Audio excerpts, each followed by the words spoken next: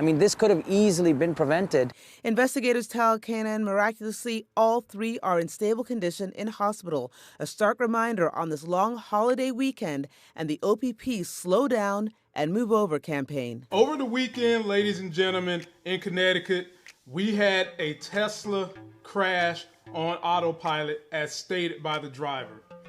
Now, this burns my buttons because why are we trying to say it's Tesla's fault, number one? And number two, of thousands of accidents that happen with cars every single day. We want to make a report on the Tesla. Is that because we have so many gasoline drivers out there hating because they see this front coming on the movement?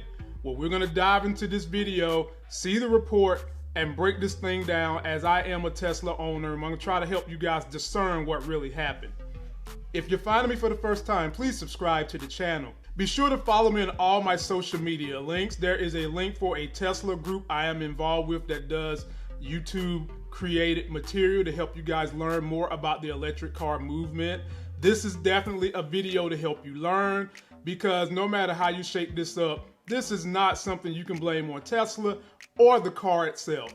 Let's take a look at the news clip, and then we'll come back and follow up. They say self-driving cars are the future, but there have been some speed bumps on the way there. And the latest is this weekend in Connecticut. A driver had his Tesla in autopilot mode, but he crashed, and police were right there because they're the ones who got hit.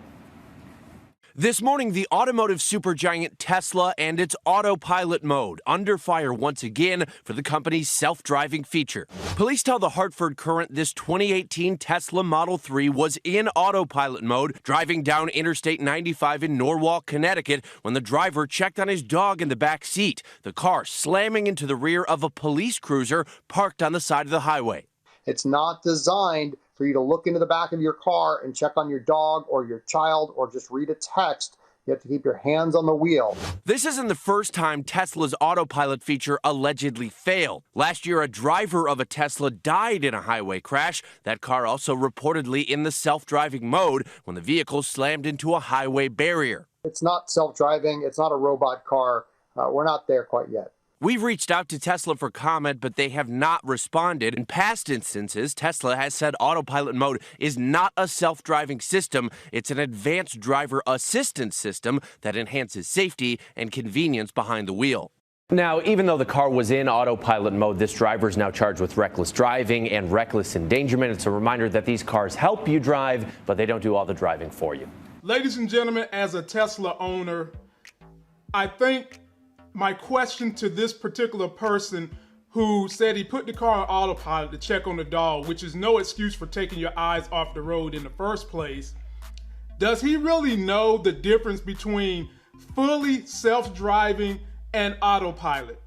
One could make an argument that autopilot is cruise control on steroids, because as a Tesla driver, when you put the car on full self-driving mode, not just the autopilot. You can buy a Tesla with autopilot and it not come with self-driving mode. But when you put the car in autopilot, every few seconds you're gonna get this blue light that comes on that if you don't touch that wheel, it is gonna make you take the wheel. It's gonna give you this flashing red light. You have to take over control and keep your hands on the wheel. I'm wondering if this guy has enough knowledge as a Tesla owner to know the difference.